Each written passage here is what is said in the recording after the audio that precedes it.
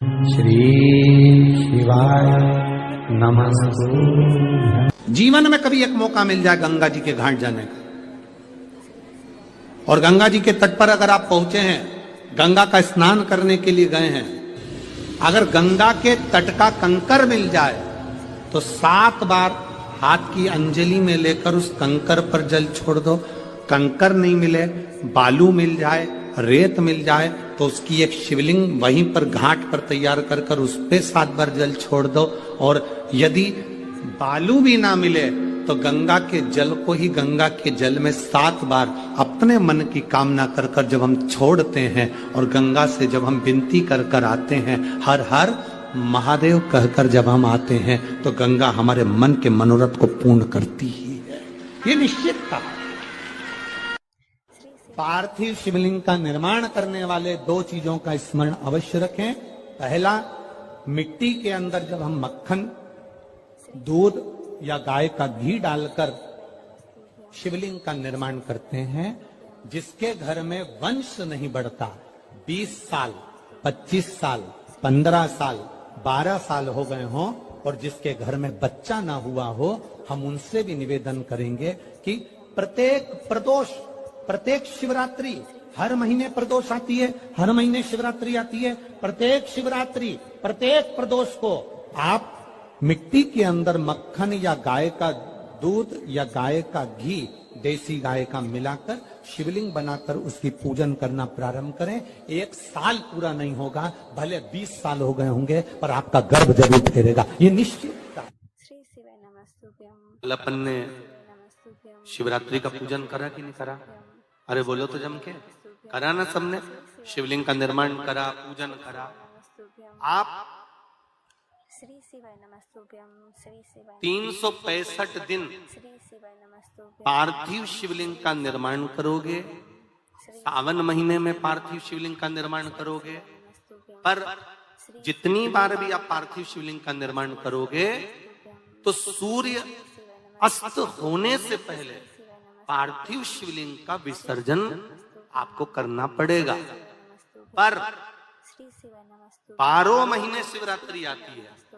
शिवरात्रि के समय पर, शिवरात्रि के दिन हम दिन में नहीं, रात में 1 पहर, 2 पहर, 3 पहर, 4 पहर में जितना मन बन जाए कि 1 पहर पूजन करूंगी, मैं 2 पहर करूंगी। कल अपन ने कितनी पहर की पूजन करी?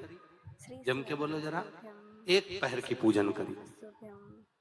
शिव महापुराण की कथा कहती है शिवरात्रि की जो पूजन होती है, इसका मतलब क्या है? शिवरात्रि, इसको ये नहीं लिखा गया शिव डे, शिव दिन, इसको क्या कहा गया है? जम के बोलो जरा। शिवरात्रि। शिव महापुराण की विद्येश्वर संहिता में, कुमार खंड के अंतर्गत स्कंद पुराण में जो वर्णन आता है कि 12 महीने शिवरात्रि आती है। जो रोज पूजन करने वाले हैं, रोज पार्थिव शिवलिंग का निर्माण करने वाले हैं, रोज सावन के महीने में शिवलिंग का निर्माण करते हैं, हजारों शिवलिंग बनाते हैं।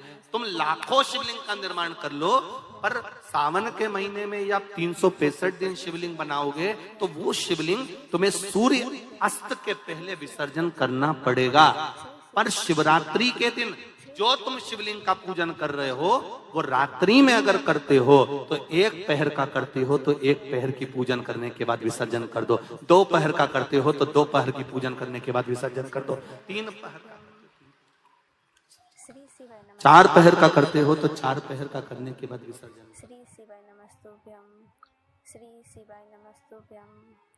उसकी महत्वता है शिवरात्रि, उसकी महत्वता शिवरात्रि।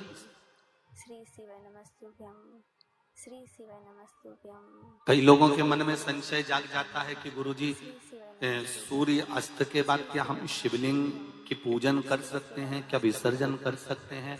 तो पहले तो अच्छे से समझ लो कि तुम सावन महीने की शिवरात्रि की पूजन कर रहे हो। रात्रि लगी हुई है उसमें कि रात्रि को ही होगी और रात्रि को ही विसर्जन होगा।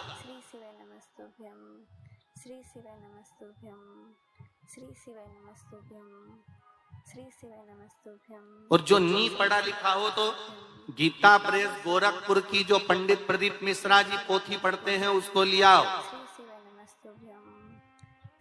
उसका नंबर देखकर और उसका स्मरण करना प्रारंभ करो कि हम 365 दिन अगर शिवलिंग का निर्माण करते हैं तो वो शिवलिंग का निर्माण हम दिन में कर दिन में विसर्जन कर सकते हैं।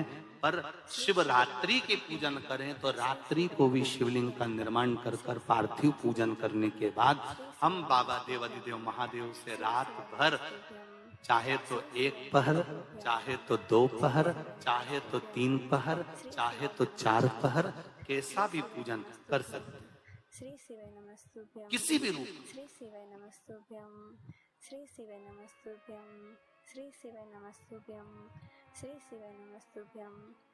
पर कई बार हमारे जीवन में संशय उत्पन्न हो जाता है और एक बात अपनी जिंदगी में उतार कर रखना, अगर पार्थिव शिवलिंग का पूजन रात्रि को आपने करा है तो पार्थिव शिवलिंग का पूजन हमने भी यहाँ पर बैठ कर किया है दिल के साथ, हृदय के साथ।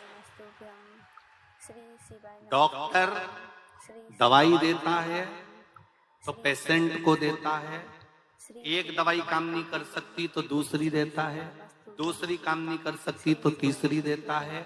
सारा एक्सपेरिमेंट वो पेशेंट पर करता है, डॉक्टर उस दवाई को खाकर नहीं देखता।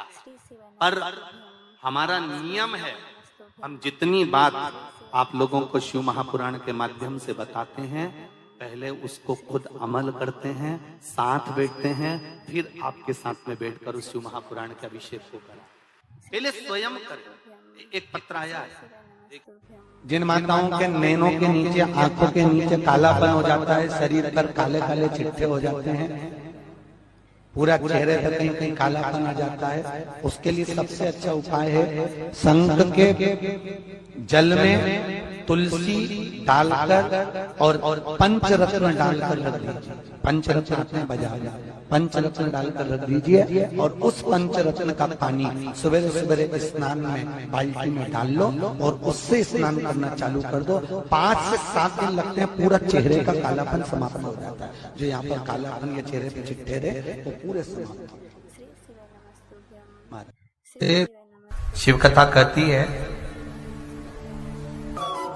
नारियों की जितनी भी बीमारियां होती हैं स्त्रियों की, चाहे रजो धर्म से जुड़ी हो चाहे अन्य चीजों से जुड़ी हो, माता प्रसूति का स्मरण कर कर, एक वो गूलर का फूल आता ना, घंटी वाला फूल जिसमें एक डंडी बांधी देवी जी को चढ़ता है, गूलर का फूल को माता प्रसूति का स्मरण कर कर जगदम्बा के मंदिर में जाकर देवी के चरण को छुआकर अगर उस पुष्प को माताएं खा लेती है तो उनका जो भी बीमारी होती है रजो धर्म से जुड़ी हुई वो सारी बीमारियां उनकी समाप्त होती है। कई कई बच्चियों को रजो धर्म से जुड़ी हुई बहुत तकलीफ होती है तो वो माता प्रसूति का स्मरण कर कर उस फूल को देवी के चरण में छुआकर उसको खा लो चला चला। नंदी का एक पांव जो ऊपर होता है, आप लोगों ने दर्शन करे होंगे शंकर जी के मंदिर में नंदी के, तो नंदी का एक पांव उठा हुआ होता है, एक पांव नीचा की ओर होता है।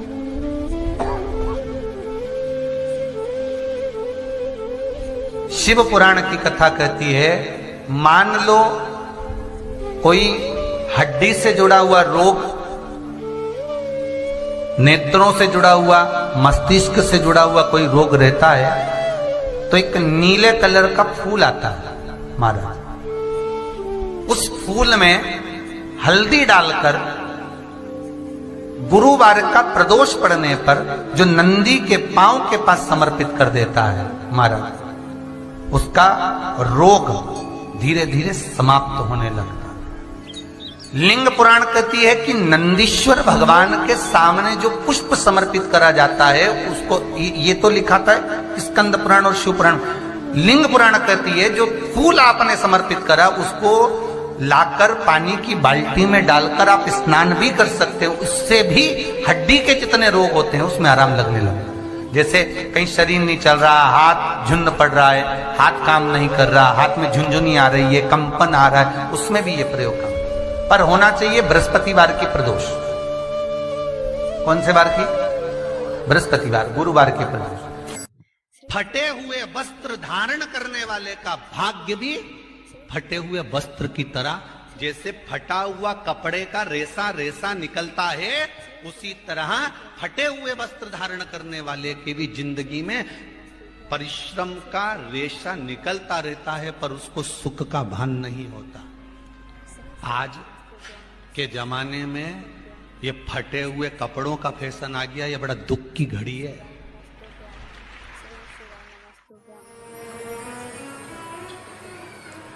जितना अच्छा अपना विचार रखोगे, जितना अच्छा अपना व्यवहार रखोगे, उतना आपकी जिंदगी में अच्छा होता चलेगा।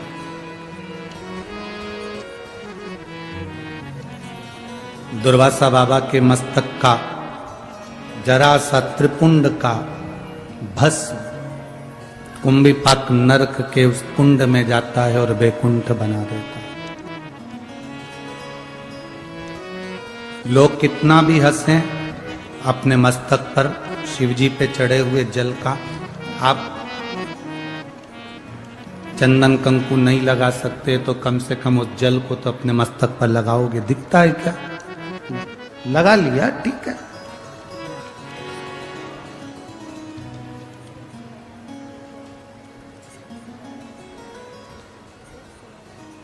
एक बड़ी सुंदर कथा आती है रामचरितमानस में। सुग्रीव जी के ससुर,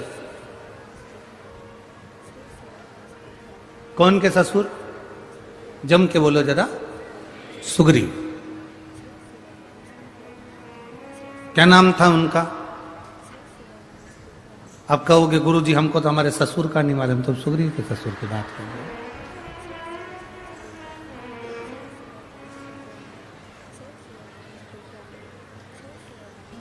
दुनिया बड़ी विचित्र है।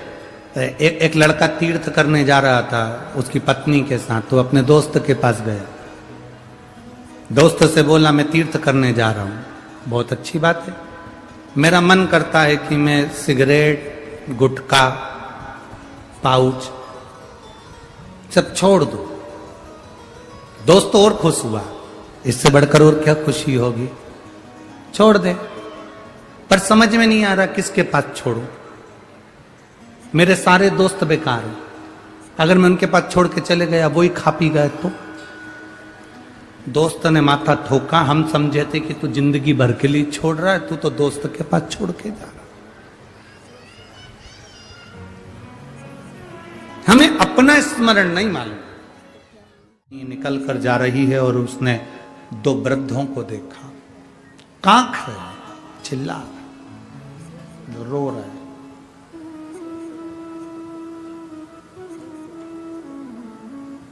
कांख रहे, रो रहे, चिल्ला रहे।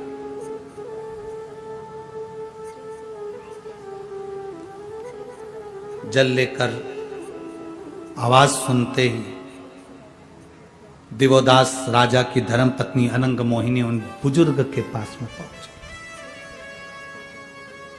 उन बुजुर्गों के पास में पहुंचे।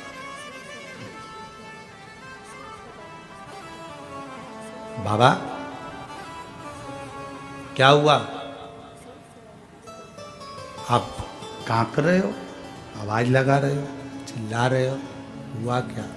क्या कष्ट है आपको? क्या तकलीफ है आपको? क्या दुख है आपको? क्या हुआ है?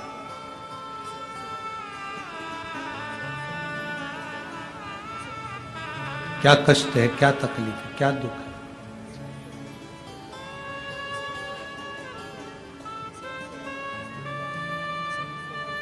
हाथ जोड़ रहे हैं दोनों बुजुर्ग, बूढ़े माता पिता जो बैठे थे वहां बुजुर्ग। शरीर में कष्ट हो रहा था, भयंकर स्वरूप था, पूरा शरीर गल सा रहा था, नेत्रों से नीर बह रहा था। जैसे ही गंगा का जल दिवोदास की धर्मपत्नी अनंग मोहिनी लेकर उनके पास में पहुंची और उन्होंने कांकना, चिल्लाना, जो ताड़ शरीर में हो रहा था, जो कष्ट शरीर में हो रहा था, वो चिल्लाना बंद कर दिया, कष्ट बंद कर दिया, आवाज लगाना बंद कर दिया, चिल्लाना बंद। अनंग मोहिनी वहां से चल दी, कुछ नहीं बोली, बाबा से पूछा, उन्होंने जवाब नहीं दिया, चुप हो गए, मौन हो गए, स्तुप्त हो गए, चल।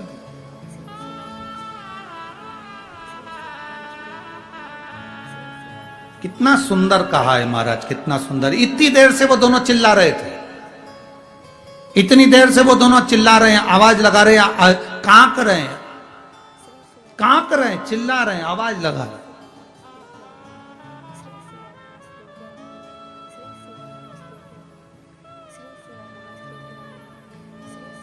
चिल्ला। और जैसे ही अनंग मोहिनी उनके पास में पहुंची और उन्होंने चिल्लाना बंद कर दिया, आवाज लगाना बंद कर दिया। बहुत ध्यान देना, दुकान पर बैठे हो आप, शिव जी के मंदिर में नहीं जा पाए, आपकी दुकान के सामने से कोई एक लोटा जल लेकर अगर शंकर जी के मंदिर जा रहा हो, मात्र उसका दर्शन कर कर भी अगर आपके मुख से श्री शिवाय नमस्तुभ्यम निकल जाए तो समझ लेना कि आधा पाप आपका समाप्त।